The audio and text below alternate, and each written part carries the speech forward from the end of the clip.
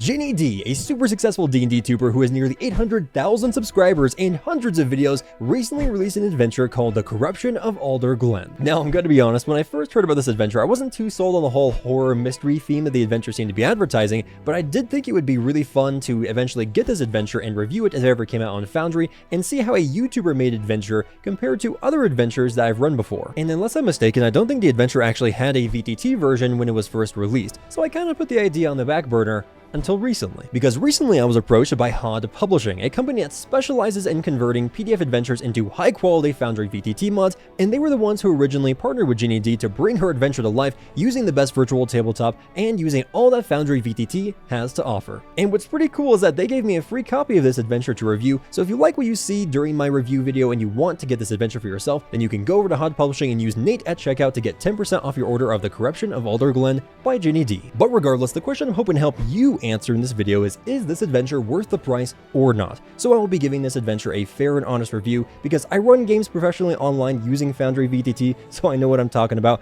I'm not the biggest fan of Ginny D or anything, and Hod Publishing only asked that I review one of their adventures, so I chose this one. So I will try to remain as unbiased as possible. First and foremost though, I do want to say that I will try to avoid as many spoilers as possible. But with that being said, you should expect that if you're watching this video, there's going to be some spoilers at least talking about the adventure, so just be warned. Additionally, since I'm going to be reviewing this mod in Foundry, I'll be reviewing all the things that are expected for a paid VTT adventure, such as tokens, NPC artwork, handouts, battle maps, ease of use, all that kind of stuff that makes up a good premium VTT experience. And then we're going to do the exact same thing for the adventure itself, like the writing and the overall flow of the adventure. But hey, if you want to skip around, feel free to use the chapters down below. That's what they're there for. But without further ado, I think let's actually get into the details. Firstly, how easy is the adventure mod to purchase, import, and run, also known as ease of use? Well, in my experience, purchasing, importing, and getting the adventure started is super simple to do, and once you activate the mod, everything is pretty straightforward. And there's even a journal entry that gives you some Foundry mod recommendations and teaches you how to use the module, which is always appreciated, and I'm honestly surprised that I don't see more adventures including mod recommendations in their introduction journal. But since we're on the topic of journal entries, I just want to say that the journals in this mod look amazing. All the pages have this beautiful parchment background which makes the font really pop, and there are custom header graphics which make everything look nice and pretty, description inserts that tell you what to read to your players and when, and the info boxes stand out really nicely in the journal entries so you never get confused with what you're reading. And when the scenario calls for it, there are even super useful macros and hyperlinks to associated actors or battle maps for ease of use and navigation, meaning that you don't have to go fumbling around through folders and categories to find the right NPC, monster, or battle map. The journals seamlessly guide you to where you need to be. But that's not all, because sometimes the adventure also calls for the use of a roll table, and what's great is that they're already pre-made for you, and you can even use the associated macro in the corresponding journal entry. And of course, you can always comb through the journals and steal these macros and put them in your macro bar for even easier access. Additionally, the layout and organization of the journal entries make it super easy to keep track of where you are in the adventure and what you're supposed to be reading to your players, or who your players are perhaps supposed to be interacting with right now, which yes, can become a problem with some other adventures in Foundry. So overall, I'd say this adventure is super easy to use in Foundry, and Hod Publishing did a fantastic job utilizing Foundry's super powerful journal tool to make the adventure as easy as possible to run for the Dungeon Master through the use of hyperlinks, journals, and by making the journals as easy on the eyes as possible. So now let's move on to battle maps, tokens, items, and artwork included with this mod. The region map included with this adventure is beautiful, and what's handy is that you can toggle the visibility of locations on and off if you want to show them to your players or not. And regarding the battle maps themselves, Moonlight Maps, the creator of these battle maps, did a fantastic job with them. I mean, they are gorgeous. And on Hod Publishing side of things, they did a fantastic job utilizing Foundry's wall, lighting, ambient sound, and weather tools to create an amazing atmosphere for each battle map. But there's no point in having a battle map if you can't put some tokens on it, am I right? So you'll be happy to hear that each creature that comes with the adventure has their very own token, which has corresponding artwork that you can use as handouts to show to your players. But regarding the tokens, I have some thoughts about them, so we'll talk about them here in a little bit, so stay tuned. But then regarding items, or item I suppose, the adventure only comes with one pre-made one sadly, the Talisman of Undead Warding. Alright, so now we finished talking about all the positives about this adventure mod, let's now start talking about all the negatives. But going in the same order as before, while the adventure is easy to purchase and import, I wish Hod Publishing had their content on the Foundry marketplace, because going forward, a lot of people are probably only going to be looking on there to find pre-made adventures because it's just super convenient. And I did ask Hod Publishing if they plan to eventually put their content on the Foundry marketplace or if they have any plans to do so, but they said not at this time. And regarding the journals, I don't really have any issues with them genuinely. They look great and work great, but if you want to be nitpicky, I guess you could say that they're missing some extra decorative flair like some of the other adventure mods have, but to me that's not that big of a deal and not a deal breaker, especially since the journals do their job really well. But now for the battle maps. While they are beautiful and Hod Publishing did a great job using most of the tools that Foundry has to offer, I was a little sad that they didn't use the Foundry tiles very much. In fact, the only tile they use in the whole adventure is for the world map for the location names. So I would have liked to see more tiles for things like trees on battle maps, but I understand that this isn't necessary at all, but it is a cool feature for players to experience when using Foundry, and it's something that a lot of adventure mods have started to implement. Additionally, there's some slightly confusing things that I didn't like about some of the battle maps, like how there are these random ethereal walls on the Necromancer Tower map, which I think are meant to simulate mist or fog,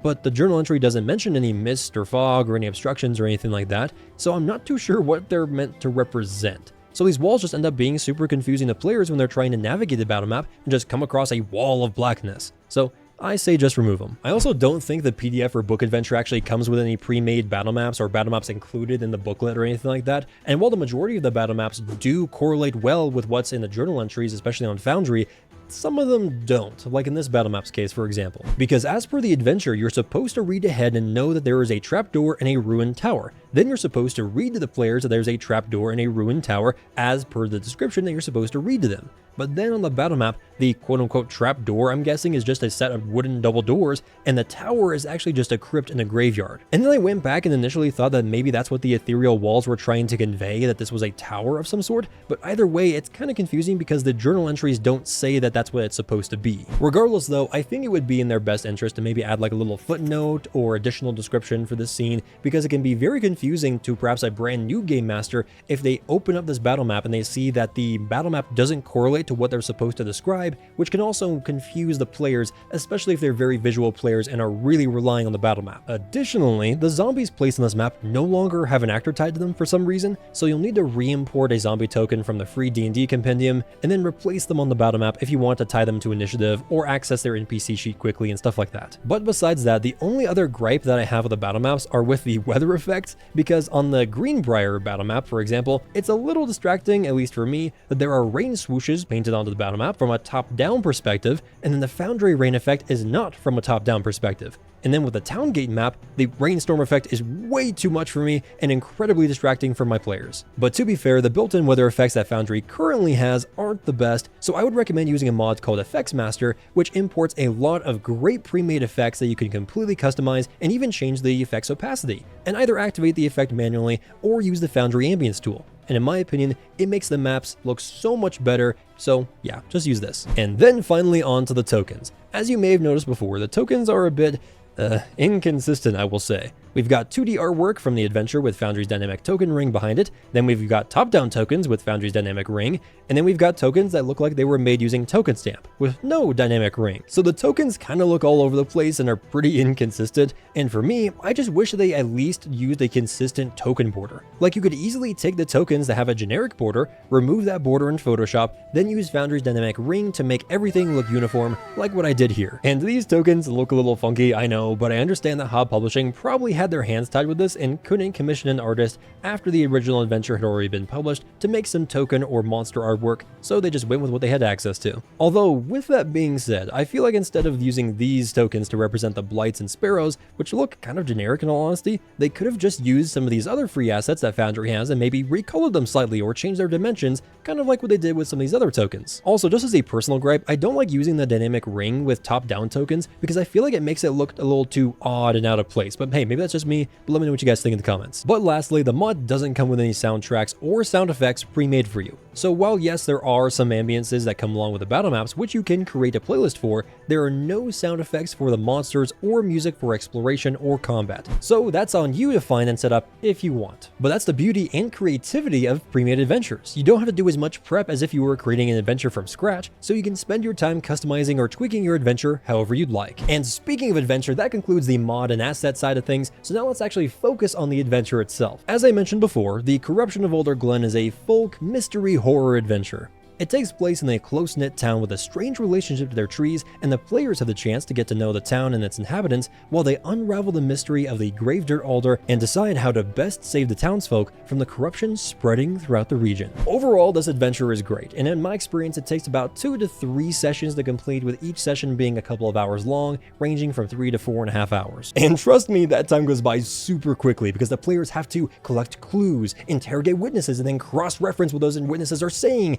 and all of that is just a huge blast for the players and the dungeon master, so if your players love to solve puzzles through role-playing, this is the adventure for you. I also thought that the horror and mystery themes were really well executed, and the characters you meet along the way are all pretty memorable, especially if you make it a point to show their artwork to the players every time they interact with the party. And from a campaign building perspective, this adventure is easy to integrate into a larger story. It doesn't feel like it's locked in place or locked into its own world, so you could drop Alder Glen into almost any setting really, with a little bit of tweaking of course. With that being said though, I did have a few issues with the adventure. Chapter 4 for example felt kind of unnecessary and can delay the adventure by a bit due to how long this combat encounter can take because of how tanky the enemies are. So if you ask me, I'd reduce the Revenant's health by a smidge, especially if you're running this adventure for a small group, and especially if you want this encounter to not take forever. But if you plan on running this adventure as a one-shot, I would cut this section out entirely to save time, or at least have the players show up at the very end of the encounter or maybe halfway through it, so that way they still get the satisfaction of being heroes and saving the town,